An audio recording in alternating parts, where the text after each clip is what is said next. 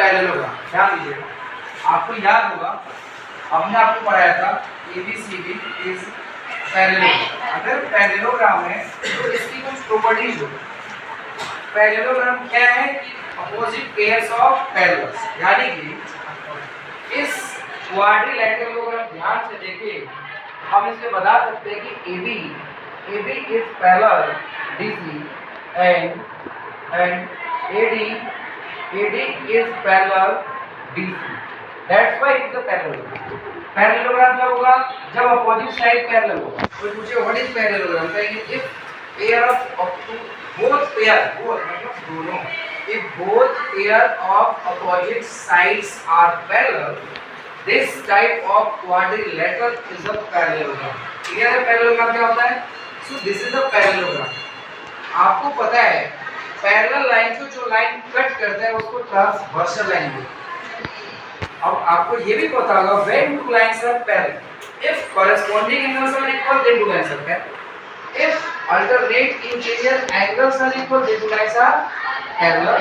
If alternate exterior angles are equal then two lines are parallel. If two interior angles are supplementary then two lines are parallel. इन चारों का use करना है, ध्यान दीजिएगा।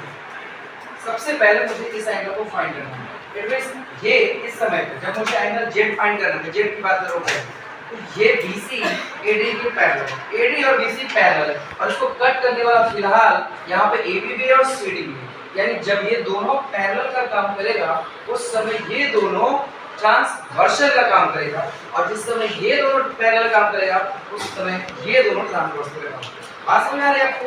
तो अभी मैं Z निकालना चाह रहा हूँ तो BC AD के पैरेलल है, BC AD के पैरेलल है। सो AB इज अ ट्रांसवर्सल और जब ट्रांसवर्सल आए तो सारी प्रॉपर्टीज उसकी आ जाएगी दो पैरेलल की। तो ध्यान से देखिए 100 प्लस Z, ये इंटीरियर एंगल लाइन के एक ही तरफ है तो इसको बोलेंगे co-interior angle supplementary.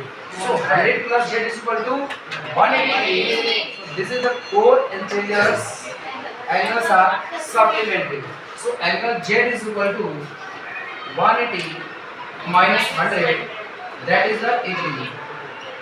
So angle Z clear हो गया कि एंगल Z अब Z नहीं रह गया, अब ये 80 क्लियर। अब हमने जो पैरेललोग्राम की प्रॉपर्टीज याद की थी बस उसका यूज करेंगे और सारे एंगल फाइंड हो जाएगा। तो इसके बाद ध्यान देंगे आप x 80 के बराबर होगा, opposite angles are equal, so x is equal to 80 degree. Reason must लिखना है, आप लिखेंगे अपोजिट एंगल्स। अपोजिट एंगल्स अगर आपने लिख दिया उससे ये अंडरस्टूड है कि अपोजिट एंगल